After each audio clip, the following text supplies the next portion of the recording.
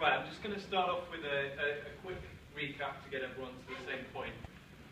So on the left here we have a coral snake, which is a highly venomous snake, and you can see it has this very bold aposematic pattern in order to warn predators of its venomousness. On the right here we have a king snake, which superficially is quite similar, but that's actually more or less harmless, and but it shares a similar pattern in order to deceive predators into leaving it alone, thinking that it's more harmful than it is. So this is the Batesian mimic of the model, which is the coral snake. But if you look closely, you'll see that there are some differences between them. So, for example, the colours on the coral snake go from red to yellow to black, whereas on the king snake they go from red to black to yellow. And differences like that could, in theory, allow a predator to tell them apart. But we actually find this in many cases of Batesian mimicry, that they are, to some extent, imperfect. And so the question is, why do they not evolve to be more perfect, to be less distinguishable from the model? And there are a number of theories as to why this might be, that it could be a constraint to do with other functions of the pattern. It could be to do with relaxed selection. It could be to do with multiple models acting, and I'll come to some of these ideas later in the talk. But before we can really look into inaccurate mimicry in detail, we need to be able to decide what is inaccurate and what is accurate. And we found when we were starting off that most people had simply done this by their own human judgment. So we wanted to come up with a method that would be a bit more objective and easier to carry out in an automated manner. This is what we came up with. Just to run you through the method very briefly. You first of all take the pattern and simplify it to a kind of a binary form, so just removing any slight variations in hue. And then you overlay the two patterns over each other and look for points where they do not match each other. So here, for example, is yellow pixel on the right, on the left, but black on the right, so it comes out as a mismatch.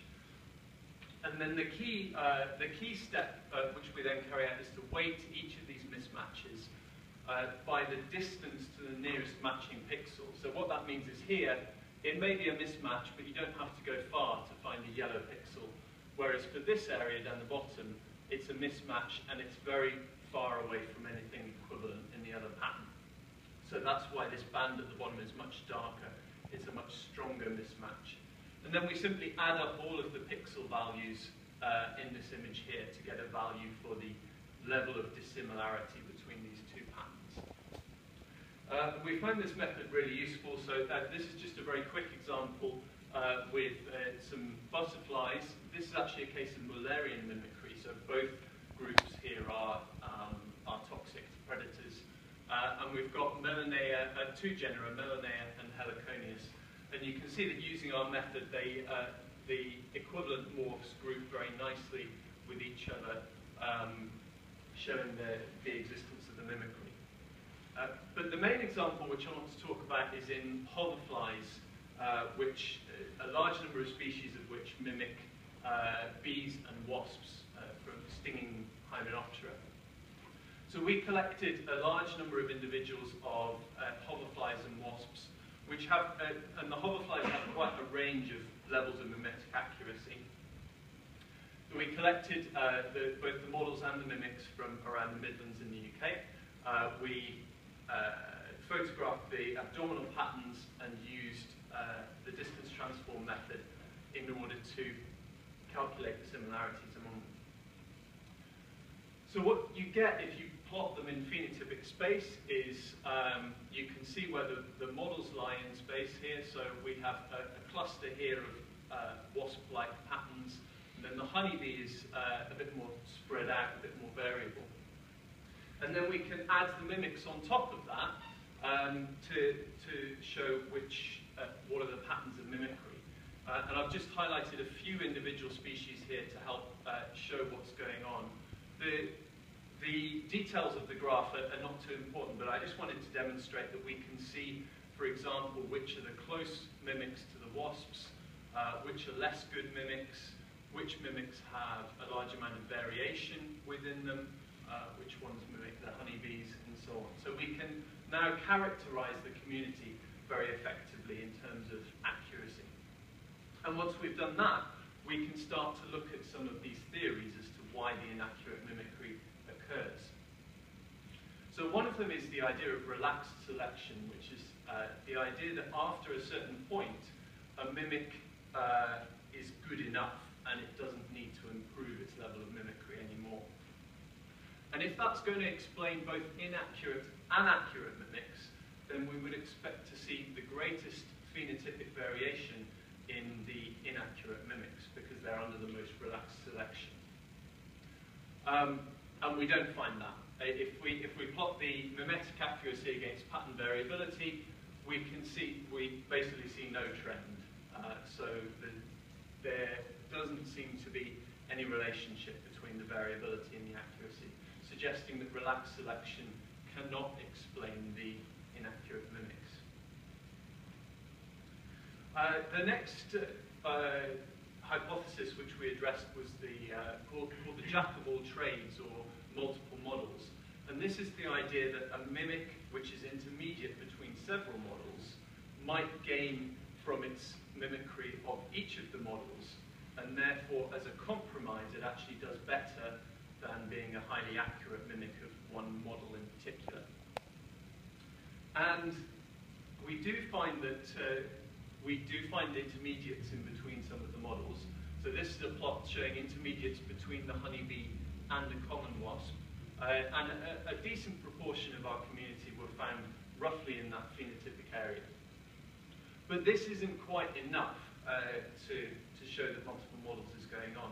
But if we look at it in more detail, what we found is that even though some of these individuals were intermediate, they could still improve their mimicry.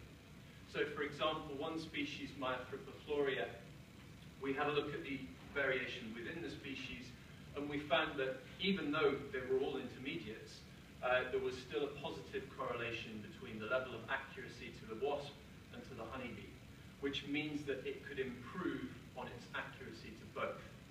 And that tells us that the multiple models cannot account for the inaccuracy of its mimicry.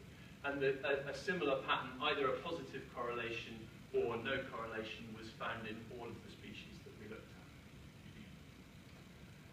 So another possibility is the idea of a physiological trade-off. I'm sure you've come across examples in other talks you've been of where there are lots of different functions of colour patterns. They don't just have a role in mimicry. So there could be a role in sexual selection, even something like immune resistance, or a lot of the time, particularly with dark patterns, it's to do with thermoregulation. And this is something which interested us, because if you look at non-mimetic hoverflies, they're almost all completely black. And looking at data from other insects, it's highly likely that this helps them to warm up rapidly and effectively regulate their temperature. So we wondered whether hoverflies might be constrained in their mimicry by a trade-off between thermoregulation and accurate mimicry. So when we looked at this in more detail, we found first of all that almost all hoverflies, even the mimetic ones, have a darker pattern than the common wasp. And this was the most abundant model in our study.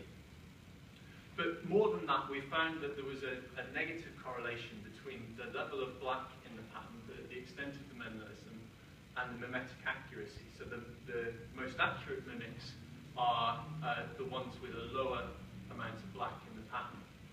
And this is kind of intuitive to some extent. It's what we would have expected, because if you're going to be a perfect mimic, then you have no choice but to have exactly the same level of black in the pattern as the common wasp.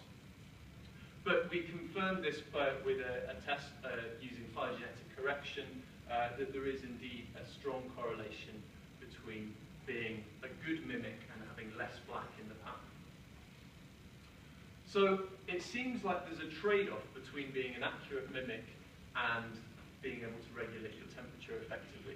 And different species balance this trade-off at different points, which is why we get some inaccurate mimics and some accurate mimics. So for example, there's some evidence that larger species tend to be the more accurate mimics. This is from another study from a different group. And so it's possible that these larger hoverflies are less constrained in their temperature regulation, and therefore they can put all of their efforts into being accurate mimics. So just to sum up, our method of pattern analysis using distance transform is an effective way to measure mimetic accuracy. We found in hoverflies that relaxed selection or multiple models are not sufficient to explain the existence of inaccurate mimicry in our study system.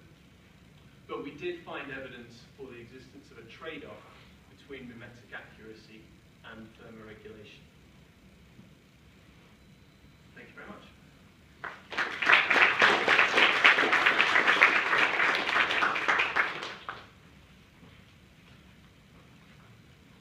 Are there any questions? Yeah. How do you deal with differences in size and shape? And secondly, what if you have more than two colors? What if you produce a binary? Is there a way to modify this to get more than two colors? Yeah, so for the first part of the question, how do we correct for size and for shape? Size, we standardized the length of all of the abdomens, but as a separate variable, we did record the size of the insects to include in our models.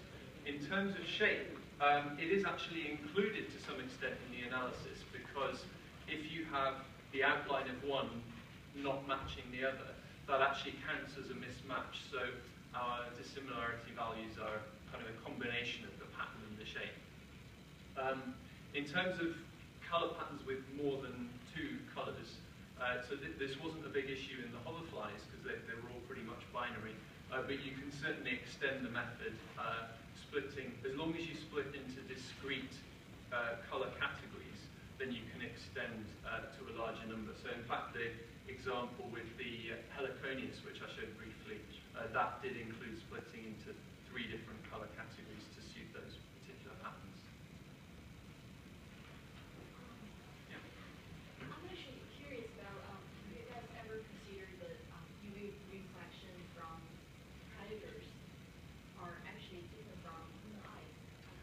Yeah, so we're working on some spectrophotometer data at the moment, and we haven't got our final analysis from that, but definitely there's no UV signal that we've come across from any of the species of hoverfly or wasp that we've looked at. So the